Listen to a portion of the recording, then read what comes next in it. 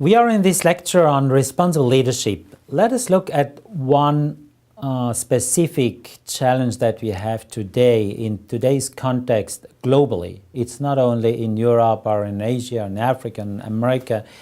It's wherever we are, the lack of trust in leaders.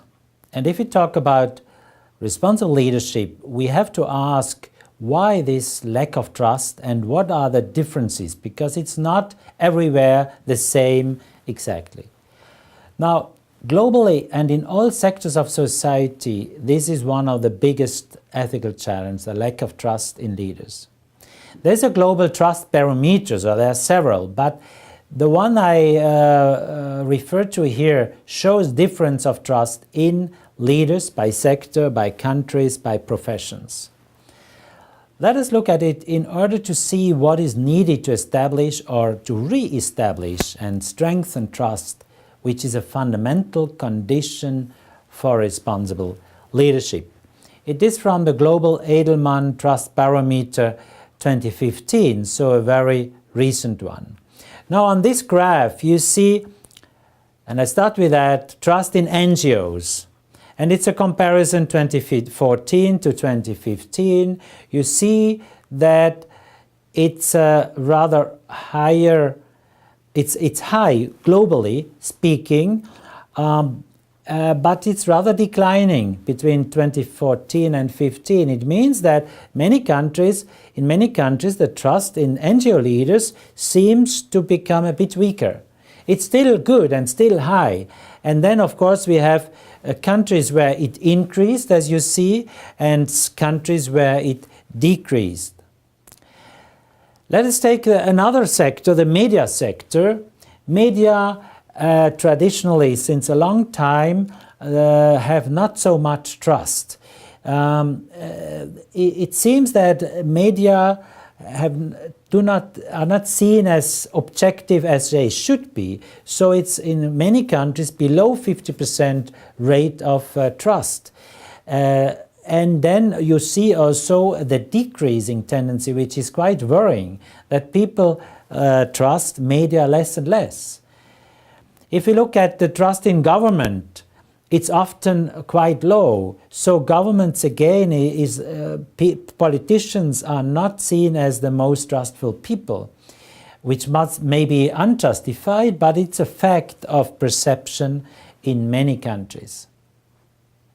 If you look at trust in business, it's rather increasing on a global level. Then, of course, we have countries with an increase of trust, and we have other countries where also in business it's decreasing compared to the year before. All over, I think trust in business is rather improving.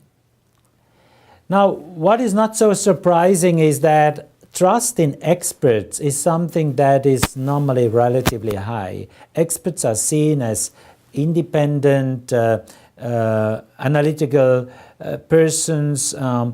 Then, for example, business leaders who defend their interests, politicians by definition also, from their party politics, for example.